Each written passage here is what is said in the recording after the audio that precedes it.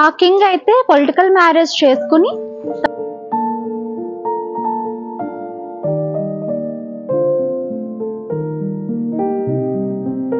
మనకి 100 థాయిబాత్ నుంచి 500 థాయిబాత్ వరకు చార్జ్ చేస్తారనమాట.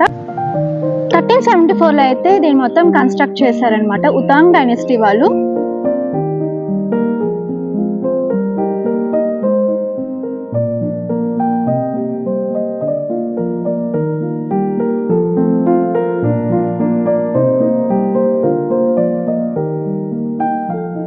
సో ఇవాళ సండే కదా, అట్లా సరదాగా బయటకు వెళ్ళి కొంచెం టైం అయితే స్పెండ్ చేద్దామని అనుకున్నాము. సో లాస్ట్ 4 వీక్స్ నుంచి ఎక్కడికి వెళ్ళలేదు, ఎందుకంటే ప్రతిసారి ఏదో ఒక వర్క్ వస్తూనే ఉందన్నమాట. సో అందుకే ఎక్కడికి వెళ్ళలేదు. ఫైనల్గా ఈ రోజు అయితే కుదిరింది కదా బయటకు వెళ్దామంటే, ఎండ మాత్రం అమ్మో బీభత్సంగా ఉంది బయట. బయటకు వెళ్తే కాకుల్లాగా నల్లగా మాడిపోయి మసబొగ్గులు అయిపోయి వచ్చేస్తాం అనమాట, అంత ఎండ ఉంది. కానీ ఏం చేస్తాం, ప్రతిరోజు ఇంట్లోనే ఉంటే బోర్ కొడుతుంది కదా అని చెప్పి ఈ రోజు అయితే ఇంకా సరేలే అని చెప్పి బయటకు వచ్చేసాము. ఈరోజు ప్లస్ పాయింట్ ఏంటంటే సండే ట్రాఫిక్ ఉండదు. అదేంటి సండే ట్రాఫిక్ ఉండదు అనుకున్నారా? అవును, మా ఊర్లో ఏంటంటే ఫ్రైడే నైటే అందరూ బ్యాంకాక్కి వెళ్ళిపోతారనమాట. అండ్ సండే ఈవినింగ్ అయితే రిటర్న్ వస్తారు వాళ్ళ ఊర్లకి. సో సాటర్డే సండే చక్కగా మనం తిరగచ్చు ప్లేసెస్. మా ఇంటి దగ్గర అయితే ప్యాంగ్పాన్ ప్యాలెస్, అయోధ్యాయ, వాట్పా, ధమాకాయ ఇలా చాలా ప్లేసెస్ అయితే ఉన్నాయి విజిట్ చేయడానికి. అండ్ ఇప్పుడైతే మనం అయోధ్య రైల్వే స్టేషన్కి అయితే వచ్చాము, ఎందుకంటే ఇక్కడ నుంచి అయోధ్యకి వెళ్ళడానికి ఏ ఆప్షన్స్ అయితే ఉంటాయన్నది మీకు డైరెక్ట్గా చూపిద్దామనే ఇప్పుడు రోజు రైల్వే స్టేషన్కి వచ్చాను. సో చూద్దాం పదండి. సో ఇది అయోధ్య రైల్వే స్టేషన్ అనమాట. మనం బ్యాంకాక్ నుంచి అయితే అయోధ్యకి ఇక్కడ ట్రైన్తో కూడా రావచ్చు. లైక్ పర్ పర్సన్ లైక్ 50 నుంచి 375 థాయిబాత్ అయితే ఛార్జ్ చేస్తారు. ఒక అరగంటలో మనం రావచ్చు అనమాట. సో ఇక్కడ నుంచి మనకి చాలా ఆప్షన్స్ అయితే ఉన్నాయి ట్రావెల్లో. మనకి ట్రైన్లో కానీ, బస్లో కానీ, మినీ వ్యాన్లో కానీ కూడా రావచ్చు. సో ఇది Ayodhya railway station.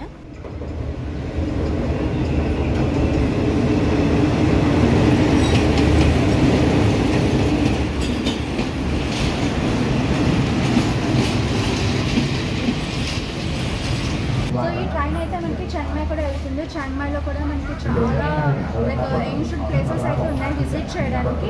So Bangkok నుంచి ఈజీగా అండ్ తక్కువ ఛార్జెస్తో మనం ట్రావెల్ చేయాలంటే ఇలా ట్రైన్ అయితే క్యాచ్ చేసి కూడా మనం ట్రావెల్ చేయొచ్చు చక్కగా. మన ఇండియాలో ఎలా అయితే ప్రతి రైల్వే స్టేషన్లో ఒక బోర్డు ఉంటుందో, అంటే ఏ స్టేషన్ నుంచి ఏ స్టేషన్కి ఎంత టైము ఏ రోజున వెళ్తుందో అనేది, ఇక్కడ కూడా మనకి సేమ్ అదే విధంగా డిస్ప్లే అయితే ఉంటుందన్నమాట. ఎవరైనా బాగా ట్రావెల్ చేసేవారు ఉంటే మాత్రం ఇలా ట్రైన్స్ ప్రిఫర్ చేసుకుంటే కాస్ట్ అనేది కొంచెం తక్కువ పడుతుంది అండ్ మ్యాక్సిమం చాలా ప్లేసెస్ అయితే కవర్ చేయొచ్చు అనమాట. గైడ్స్ అయితే ఉంటారు. సో వీళ్ళైనా పట్టుకుని మనం విజిట్ చేసుకోవచ్చు. లేకపోతే ఇక్కడ టుక్టూస్ ఉంటాయి కదా, ఈ టుక్టూక్స్ తీసుకుని కూడా మనం అయోధ్య అయితే విజిట్ చేయొచ్చు. లేకపోతే మనకి ఆప్షన్స్ చాలా ఉన్నాయి. ట్యాక్సీ కూడా హైర్ చేసుకోవచ్చు. మన బైక్స్ కూడా రెంట్ తీసుకోవచ్చు. అన్ని ఆపోజిట్లోనే ఉంటాయి అన్నమాట.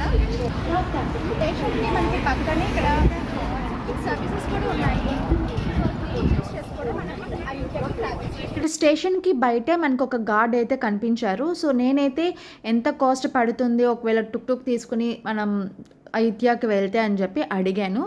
ఇక్కడైతే పర్ పర్సన్కి అయితే అమౌంట్ అయితే ఛార్జ్ చేయరు, లైక్ గ్రూప్ ఆఫ్ పర్సన్స్కి అయితే ఛార్జ్ చేస్తారనమాట.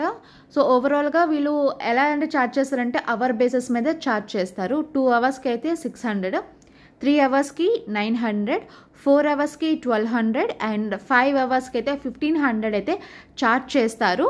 సో ఎవరైనా ఇంట్రెస్ట్ ఉంటే లేక టుక్ తీసుకుంటే కొంచెం కాస్ట్ అయితే తక్కువ పడుతుంది, ఎందుకంటే మనం చాలామంది కలిసే బ్యాంకాక్ అయితే ట్రిప్కి వస్తాము. ఒక 2-3 మెంబర్స్ అయితే రాము కాబట్టి. సో అందరికీ కలిపి ఒక 300 లేకపోతే 1200 థాయిబాత్ అంటే అది కూడా తక్కువే అనిపిస్తుంది.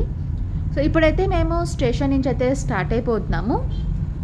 సో ఇక్కడ నుంచి అప్రాక్సిమేట్గా ఒక 20-25 మినిట్స్లో మనం అయోధ్య అయితే రీచ్ అయిపోవచ్చు. చూసారు కదా, ఇక్కడ చాలా వెహికల్స్ అయితే ఉన్నాయి. ఇక్కడ బాగా ఎక్స్ప్లోర్ చేయాలి మనం సిటీని అంటే మాత్రం బైక్ అయితే హైర్ చేసుకుని మీరు వెళ్తే ఇంకా బాగుంటుంది అనమాట. అంటే సిటీని చూడడానికి బాగుంటుంది కాబట్టి. సో ఇది ఎంట్రన్స్. సో వచ్చేసాము ఆల్రెడీ, ఇంకా లోపలికి వెళ్ళిపోదాము అయోధ్యకి. ఇక్కడ బస్సుల్లో కూడా మనకి టూరిస్టులు ఉంటారనమాట, బస్సులో కూడా తీసుకొస్తారు. లేకపోతే కారు, బస్సు, టుక్ టుక్లు, మినీ వ్యాన్స్.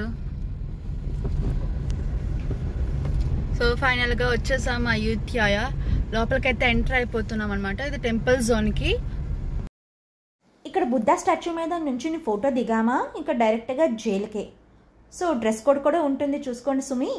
ఈ రోజు మనం అయోధ్యలో ఉన్నామన్నమాట. అంటే మనకి ప్రీవియస్గా థాయిలాండ్కి బ్యాంకాక్ ఎలా అయితే క్యాపిటల్ సిటీనో, ముందు అయితే అయోధ్య క్యాపిటల్ సిటీ అనమాట. సో ఇది చాలా ఏన్షియంట్ సిటీ. సో దీని గురించి మనం చూద్దాము. అండ్ అయోధ్యలో ద మోస్ట్ ఇంపార్టెంట్ ప్లేస్ ఏంటి అంటే వాట్ ఐచాయ్ మొంకాన్ టెంపుల్ అనమాట. మనము తెలుగులో గుడి ఎలా అంటామో, ఇక్కడ థాయిలాండ్లో వాట్ అంటే టెంపుల్ అనమాట. సో ఈ టెంపుల్ ఎంత ఇంపార్టెంట్ టెంపుల్ అండ్ టెంపుల్ ఎలా ఉంటుందో కూడా లోపలికి వెళ్ళి చూద్దాము. సో వచ్చేయండి. ఈ ప్లేస్ని మాటల్లో అయితే వివరించలేను, అందుకే మీ అందరికీ చూపిస్తున్నాను. చూడండి, సూపర్గా ఉంటుంది, బాగా ఎంజాయ్ చేయొచ్చు. అండ్ వీడియోని మాత్రం లాస్ట్ వరకు స్కిప్ చేయకుండా చూడండి.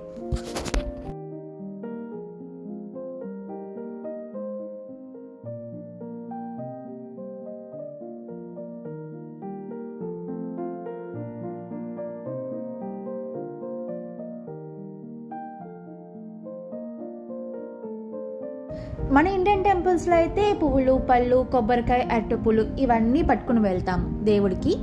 కానీ ఇక్కడైతే ఈ అగరబత్తులు చాలా మ్యాండేటరీ, ప్లస్ ఈ కమలం పువ్వు, ఈ రెండు కలిపి దేవుడి దగ్గర పెడతారనమాట.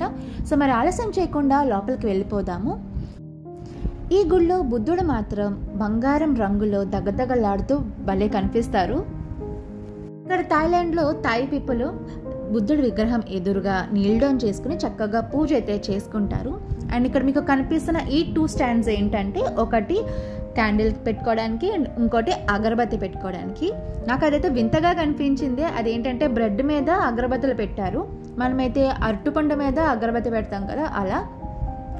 అండ్ ఇప్పుడు ఆ బుద్ధుడికి ఆరెంజ్ కలర్ క్లాత్ అయితే వేశారు కదా, అవి మనం వెనకాతలు ఈ పక్కన కనిపిస్తున్న అక్కడ కొనుక్కోవచ్చు. కొనుక్కుని పూజ చేయించుకొని అక్కడ బుద్ధుడికి మనం ఇవ్వచ్చు అనమాట. లైక్ అమ్మవారికి మనం ఎట్లా అయితే బట్టలు పెడతామో, ఇలా బుద్ధుడికి కూడా మనం బట్టలు పెట్టచ్చు అనమాట. ఆచారాలన్నీ సేమ్గానే ఉంటాయి, కానీ కొన్ని పద్ధతులు అయితే కొంచెం డిఫరెంట్గా ఉంటాయి. ఈ బుద్ధుడి వెనకాతలో మరొక టెంపుల్ ఉంది. సో లోపలికి వెళ్ళిపోదాం పదండి. అండ్ చూడ్డానికి మాత్రం చాలా బాగుంది. ఆ డోర్ కూడా చూసారా ఎంత బాగుందో, నాకు చాలా బాగా అనిపించింది. అంత బంగారం రంగులో ఉంది. అండ్ ఇదేంటంటే పైనంతా చక్కగా షాండలర్స్తో చాలా బాగా పెట్టారు. అండ్ బయట అంతా చాలా ఎండగా ఉంది. ఇక్కడైతే ఫ్యాన్ పెట్టారు కదా, చల్లగా అనిపించింది అనమాట. చాలా రిలాక్సింగ్గా అనిపించింది గుడి కూడా లోపల. అండ్ ఇక్కడ డొనేషన్ బాక్సెస్ కూడా పెట్టారనమాట. ఎవరైనా కావాలంటే అమౌంట్ కూడా మనం డొనేట్ చేసుకోవచ్చు. అండ్ చదవడానికి ఒక పేపర్ కూడా ఇచ్చారన్నమాట, ప్రేయర్ పేపర్. సో ఇక్కడ థాయ్ పీపుల్, అదే థాయ్ లాంగ్వేజ్లో ఉంది కాబట్టి వీళ్ళందరూ ఆ పేపర్ తీసుకుని చక్కగా నీల్ డౌన్ చేసుకుని చదువుకుంటున్నారు.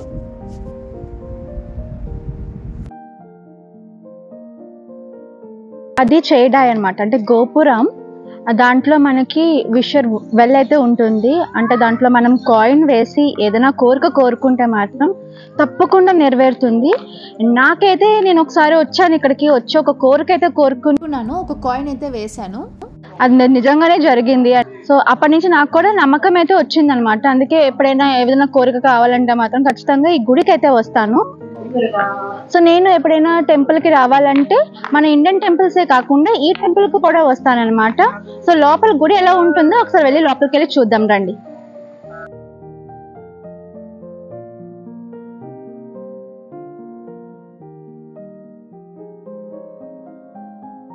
టెంపుల్కి ఫ్రంట్ సైడ్ ఇట్లాగా బుద్ధ విగ్రహాలతో మనకి కనిపిస్తూ ఉంటుందన్నమాట.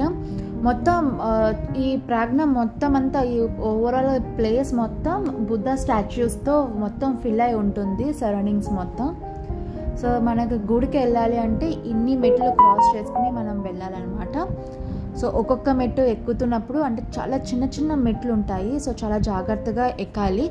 ఫాస్ట్గా పరిగెట్టుకుంటూ ఎక్కేస్తే మాత్రం ఖచ్చితంగా పడిపోతాము. సో చాలా కేర్ఫుల్గా ఎక్కాలన్నమాట. ఇది ఎప్పుడు వీక్ డేస్ అయితే మాత్రం కొంచెం నార్మల్గానే ఉంటుంది, కానీ వీకెండ్స్లో మాత్రం చాలా రష్గా ఉంటుంది. చెప్పాను కదా జాగ్రత్తగా నడవాలి అని. సో అదే అనమాట, అందుకే చాలా కేర్ఫుల్గా ఉంటే బెటర్. నేనైతే పక్కన ఎప్పుడు హోల్డ్ చేసుకుంటూ ఉంటా.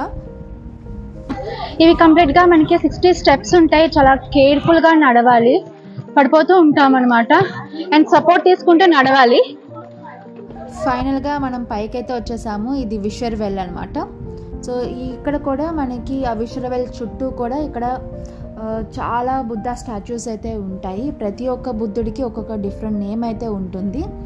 సో వీటి అన్నిటినీ మ్యాక్సిమం చాలా ఆరెంజ్ కలర్ క్లాత్తో అయితే కప్పేసి ఉన్నదనమాట. సో ఇప్పుడు మీకు కనిపిస్తుంది కదా, ఈ లోపలికి మనం కాయిన్ వేసుకొని ఏదైనా కోరిక కోరుకుంటే అది తప్పకుండా నెరవేరుతుందనమాట. ఇక్కడికి నేను ఒక 3-4 టైమ్స్ వచ్చాను. వచ్చిన ప్రతిసారి ఇలాగ కాయిన్ వేసి అయితే కోరుకుంటాను. సో ప్రజెంట్ ఇప్పుడు ఏం కోరికలు ఉంటాయని చిన్న చిన్న కోరికలే, కానీ ఫస్ట్ టైం వచ్చినప్పుడు మాత్రం కొంచెం పెద్ద కోరిక కోరుకున్నాను అనమాట. అదైతే లక్కీలీ తీరింది. టచ్ వుడ్, చాలా బాగా అనిపించింది నాకు. సో అప్పటి నుంచి నాకు కూడా ఈ దేవుణ్ణి మొక్కడం అయితే ఇంకా స్టార్ట్ చేశాను. ఎవరైనా ఒకటే, అందరి దేవుళ్ళు, బట్ నమ్మకం అనేది ఉండాలి. కాబట్టి నాకు ఈ టెంపుల్కి వచ్చిన తర్వాత ఫస్ట్ ఆ వైబ్రేషన్స్ కానీ ఆ పాజిటివ్ వైబ్స్ కానీ అంతా బాగా అనిపించింది నాకు. సో నెక్స్ట్ మా ఆయన అయితే కరెక్ట్గా యాంగిల్ చూసి వేద్దామని వెయిట్ చేస్తున్నారనమాట. కరెక్ట్గా సెంటర్లో పడితే బాగుంటుంది కదా అని. కానీ ఇతను ఎప్పుడు వేసినా కరెక్ట్గా సెంటర్లోనే వేస్తారు. అంత పర్ఫెక్ట్ అనమాట. చాలా టైం తీసుకుంటారే కానీ కరెక్ట్గా వేస్తారనమాట. నేనైతే వెయిట్ చేసినాను, ఎప్పుడు వేస్తావంటే వేసేది కరెక్ట్గా వేయాలి, లేట్ అయినా పర్వాలేదని అంటారు మా ఆయన. సో చూసారా, ఇక్కడ చాలామంది వేస్తున్నారు. సో అందరికీ నమ్మకం ఉందన్నమాట. ఈవెన్ ఫారినర్స్ కూడా వచ్చి అంటే గైడ్ని పట్టుకొని వస్తారు కదా, సో వాళ్ళకి కూడా ఇక్కడ చెప్తారనమాట. ఇక్కడ కాయిన్ వేసి ఏదైనా కోరిక కోరుకుంటే అది తీరుతుంది అంటే. ఎవరికైనా ఇలాంటి డిఫరెంట్గా అనిపిస్తే అందరికీ బాగా అనిపిస్తుంది. అంటే అవునా అని కొత్తగా ఏదైనా వినప్పుడు భలే అనిపిస్తుంది కదా.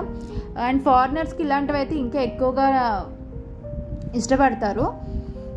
సో ఈ వెల్ విషర్ పైన మనకి ఎలా ఉంటుందంటే ఇట్లాగా మనకి వుడ్తో క్లోజ్ చేసి ఉంటుంది.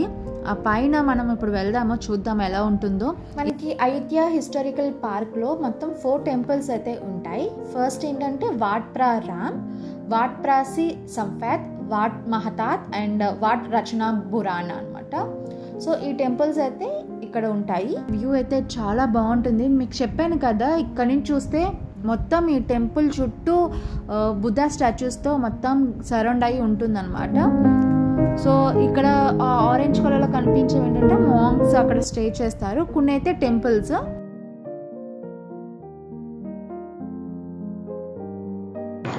ఇప్పుడు చూస్తున్న స్టేర్ కేజ్ ఉంది కదా, ఈ స్టేర్ కేజ్ ఎక్కి అక్కడ మనకి ఆరెంజ్ కలర్ క్లాత్ కనబడుతుంది కదా, ఆ క్లాత్ మొత్తం చుడతారనమాట. ఎంత వరకు స్టేర్ కేజ్ ఉందో ఆ పై వరకు క్లాత్ అనేది చుడతారు. ఈసారి అయితే లేదు. అయోధ్యకి వచ్చిన తర్వాత మరి ఫ్లోటింగ్ మార్కెట్ కూడా వెళ్ళాలి కదా, దాన్ని ఏమంటారంటే అయోధ్య ఫ్లోటింగ్ మార్కెట్ అనమాట. సో మనకి ఇక్కడ బ్యాంకాక్ వస్తే చాలా ఫ్లోటింగ్ మార్కెట్స్ ఉంటాయి, కానీ అయోధ్య ఫ్లోటింగ్ మార్కెట్కి వెళ్ళడం మాత్రం మర్చిపోవద్దు. ఎందుకంటే మనం ట్రెడిషనల్ మీల్స్ బోట్లో కూర్చుని తినడం అంటే అదో సరదా ఉంటుంది. అండ్ ఎవరికైతే బోట్లో కూర్చుని తినడం ఇష్టం లేకపోతే మన డ్రై ల్యాండ్ మీద కూడా ఫుడ్ స్టాల్స్ అయితే ఉంటాయి. సో మీరు అక్కడ కూడా ట్రై చేయొచ్చు. చాలా ఫ్రెష్ ఫ్రూట్స్ ఉంటాయి, సూపర్గా ఉంటుంది ఫుడ్ కూడా. అండ్ మనకి ఇక్కడ చాలా ఆర్ట్స్ అండ్ క్రాఫ్ట్స్ స్టాల్స్ కూడా ఉంటాయి, సువెనియర్ ఐటమ్స్ ఉంటాయి. అండ్ తప్పకుండా బార్గెన్ చేయడం మాత్రం మర్చిపోవద్దు. మనం ఎన్ని దేశాలు వెళ్ళినా కూడా బేరం ఆడడం మాత్రం మర్చిపోకండి.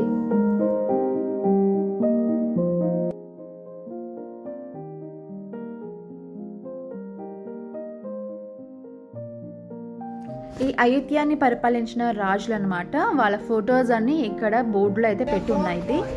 ఇప్పుడైతే మనకి స్లీపింగ్ బుద్ధ దగ్గరికి వెళ్దాము. ఇది చాలా స్పెషల్ బుద్ధ అనమాట.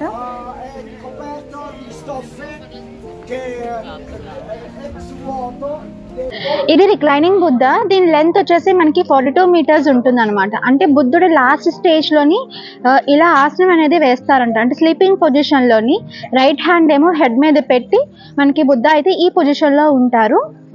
సో దీని మీద మనము నుంచుని ఫొటోస్ తీసుకోవడం లాంటివి ఏం చేయకూడదు. అది రెస్పెక్ట్ ఇవ్వలేనట్టుగా, అగౌరవపరిచినట్టుగా అనిపిస్తుంది అనమాట. సో లాస్ట్ టైం టూరిస్ట్ కోసం అని వచ్చినప్పుడు చాలా మంది ఇక్కడ నుంచుని అయితే ఫొటోస్ తీసుకున్నారు. సో వాళ్ళని పనిష్ చేయడం అయితే జరిగింది. అందుకే ఎప్పుడైనా ఏ ప్లేస్కి వచ్చినా కూడా చాలా కేర్ఫుల్గా ఉండడం అయితే మంచిదన్నమాట.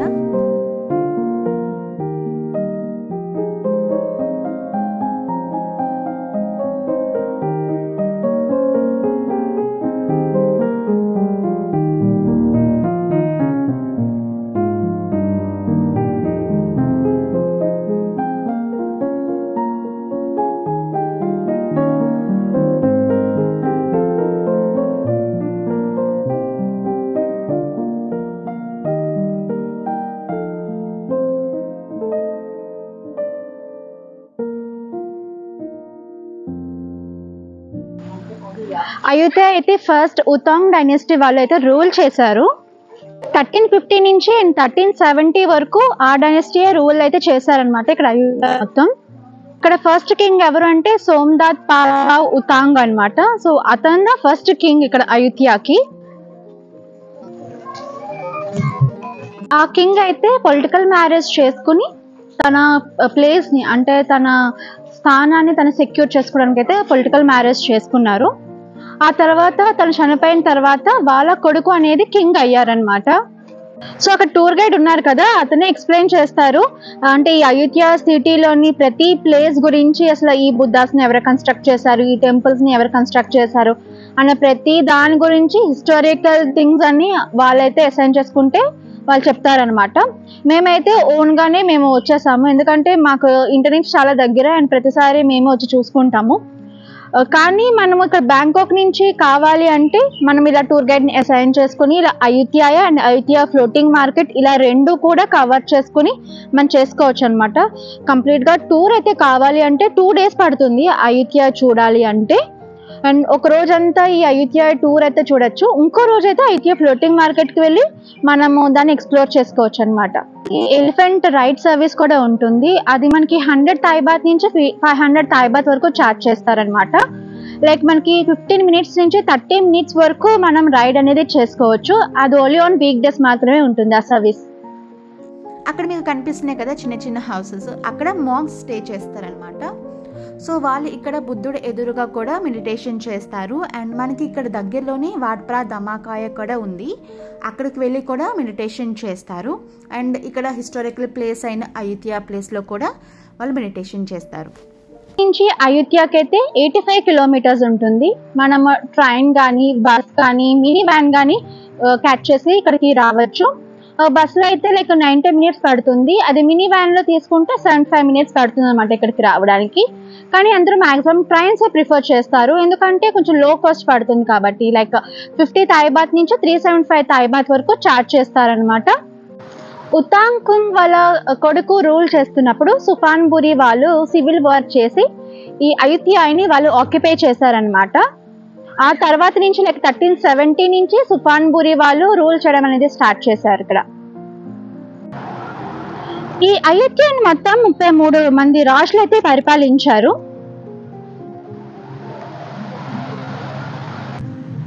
1374లో అయితే దీన్ని మొత్తం కన్స్ట్రక్ట్ చేశారనమాట ఉతాంగ్ డైనెస్టీ వాళ్ళు.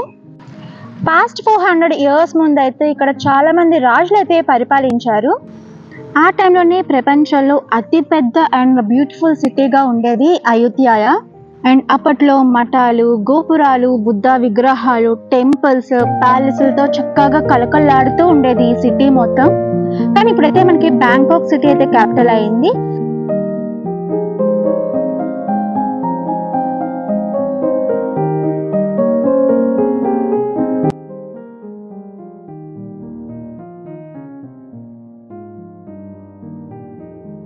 గుడి చూసిన అందరికీ ఒక డౌట్ అయితే వస్తుంది, ఏంటంటే ఈ గుడి చుట్టూ కోడి పుంజులు ఉన్నాయేంటబ్బా అని కదా. ఎస్, ఇక్కడ మనకి చాలా కోడి పుంజులు కనబడతాయి, రకరకాల కోడి పుంజులు అనమాట. ఒక్కొక్కటి డిఫరెంట్ కలర్స్లో ఉంటాయి. ఒకటి సిల్వర్ కలర్లో, ఒకటి గోల్డ్ కలర్లో, ఇంకోటి గోల్డ్ అండ్ సిల్వర్ కలర్లో, ఇంకోటి బ్లాక్ కలర్లో, ఇలా చాలా కలర్స్తో ఉంటుంది. అండ్ ప్రతి కోడి పుంజు దగ్గర కూడా ఒక పేరు అయితే ఉంటుందన్నమాట. అవి ఎందుకున్నాయని డౌట్ వచ్చింది కదా, నాకు కూడా ఫస్ట్లో ఇలానే డౌట్ వచ్చింది, అందుకే కనుక్కున్నా. మనం థాయిలాండ్లో ఏ గుడి చూసినా ఇలా కోడి పుంజులు అయితే ప్రతి గుడిలోని ఉంటాయి. సో ఇవన్నీ ఎందుకు ఉంటుందంటే, చాలామంది ఎవరైతే దర్శనం చేసుకోవడానికి వస్తారో ప్రతి ఒక్క భక్తుడు చాలామంది మ్యాక్సిమమ్ ఈ కోడి పుంజులను అయితే డొనేట్ అయితే చేస్తారనమాట. ఎవరైతే డొనేట్ చేస్తున్నారో వాళ్ళ పేర్లు కూడా కింద మెన్షన్ అయితే చేస్తారనమాట. ఇలా చేయడం వల్ల మంచి జరుగుతుంది అని చెప్పి వాళ్ళ నమ్మకం. సో ప్రతి ఒక్కళ్ళు ఎప్పుడైనా వచ్చి ఏదైనా కోరిక కోరుకునేటప్పుడు ఇలా కోడి పుంజుల్ని పెట్టి దానం చేస్తారనమాట. ఈ ప్లేస్ అంతా తిరిగి బాగా అలసిపోయాను. కడుపులో ఏదైనా చల్లగా పడితే అప్పుడు బాగుంటుంది అనిపించి కూల్ డ్రింక్ తాగడానికని వచ్చామన్నమాట. సో మన చేతులు కుదురుగా ఉండవు కదా, తను అంతలో ప్రిపేర్ చేసేలోపు ఇక్కడ ఉన్న కీ చైన్స్ అన్నీ ఒక లుక్ వేసేద్దాము. Just for a window shopping అనమాట.